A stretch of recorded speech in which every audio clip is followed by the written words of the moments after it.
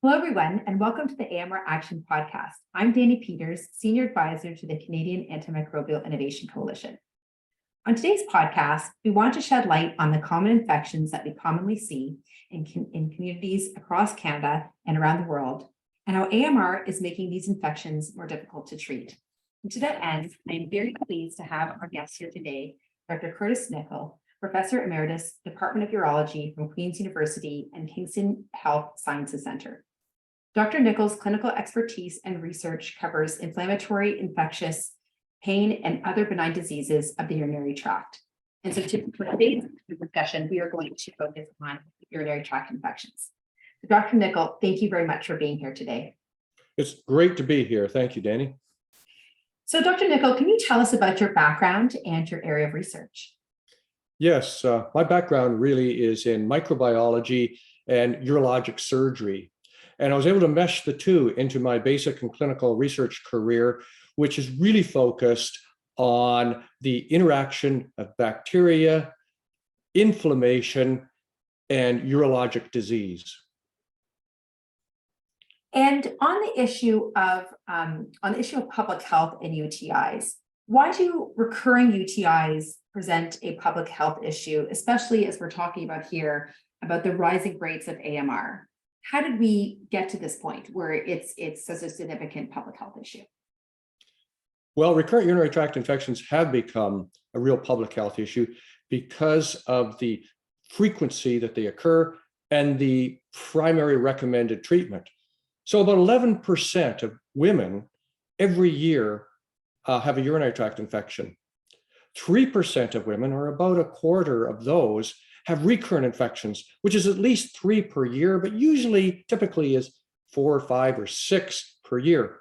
And the recommended treatment for recurrent urinary tract infections is prophylactic antibiotics. In other words, a low-dose antibiotic in women for up to 6 months and a full-dose antibiotic in men for up to 1 to 3 months. That creates a scenario where we see the emergence of resistant organisms in these individual patients and in these populations. And so you just mentioned patients. So then the impact, when we're thinking about patients, but also more broadly of providers and health systems, how is this a pressing issue? Why does it need our attention? Is it a women's health issue? And is it a men's health issue? Put it in that context. Why does it deserve our attention? Well, recurrent urinary tract infections, and we have the most information in women, create significant direct and indirect costs to society and to patients. For the patient, it is the significant impact of the adverse reactions and side effects, short and long term, of antibiotics, but it is also the significant impact on mental and physical quality of life, including activities and work. And then that relates into the cost to society. And with the emergence of resistant organisms, our best and really only effective treatment up to the last several years was antimicrobial therapy. And with resistance, that became very frustrating for both physicians and patients. So we've talked on this podcast before about this perfect storm, right? Where we have rising rates of antimicrobial resistance, and then we have a decline in new antimicrobial therapies that are available. So you're talking about this as well, that we're overly using these antimicrobial therapies, and we don't have the new ones to back it up. So this requires some sort of intervention. We're at this point now that if something isn't done, we're just going to be in a scenario where we're having UTIs that are resistant to antimicrobials, and we don't have treatments for them. So if it's expected to get worse, why? I want to get your perspective on that from your vantage point. So that's a great question. Why do I believe that this is going to get worse? It's because of the frustration of both physicians and patients in the treatment of these recurrent urinary tract infections that can become chronic, to the point there are many physicians and patient advocates who are recommending long-term full dose antibiotics for up to a year in this particular patient population. Well, in my opinion, that is not only the wrong way to go, it is the dangerous way to go, because it's going to cause all sorts of problems for patients and for the emergence of more resistant organisms. So it's going to compound the problem for both patients, physicians, to be able to manage these in the very near future. So that's why I think this is becoming a bigger problem, and we're going to have to do something that maybe is not an antimicrobial approach to this particular patient population.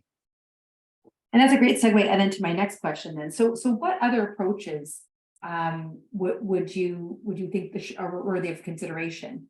I know that you focus on alternatives, but could you shed some more light on some of the work you've been doing in that area?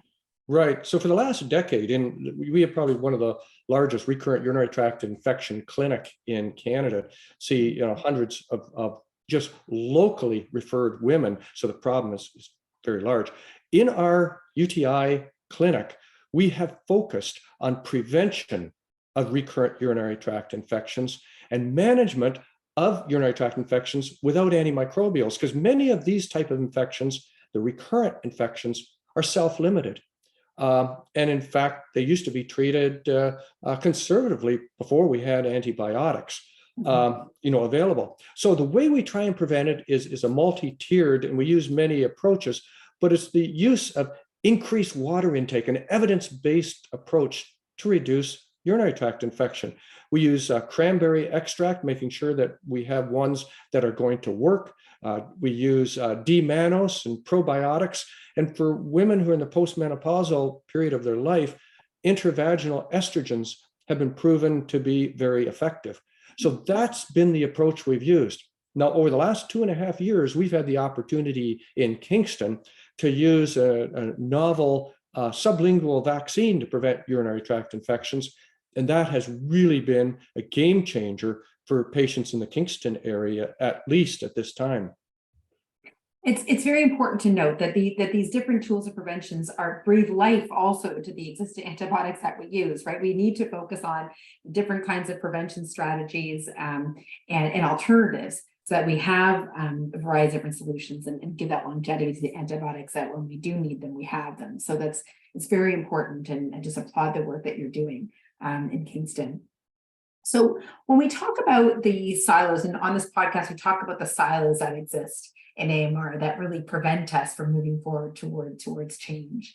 So can you think from your vantage point that you're working in the clinical setting, you're also working in academia, working in healthcare systems. So from your vantage point in the different silos, how can the silos work together to drive change? It's going to be an increase in knowledge and education. Education for physicians who are really struggling with antibiotic stewardship in face of these type of recurrent urinary tract infections, and patients who also have to practice a personal antibiotic stewardship, knowing that many of these type of simple, uncomplicated urinary tract infections will in fact resolve over time without antimicrobials. We have to be aware of the side effects, particularly the long-term side effects of antibiotics, and for complicated urinary tract infection in which patients can develop urosepsis and death, we have to continue to see if we can improve our pipeline of new antibiotics that are specifically focused for complicated urinary tract infections. And so to that point, then also ending on that too, because we are focused on innovation. We want to highlight biomedical innovation as a way to as a key pillar in addressing the threat caused by AMR.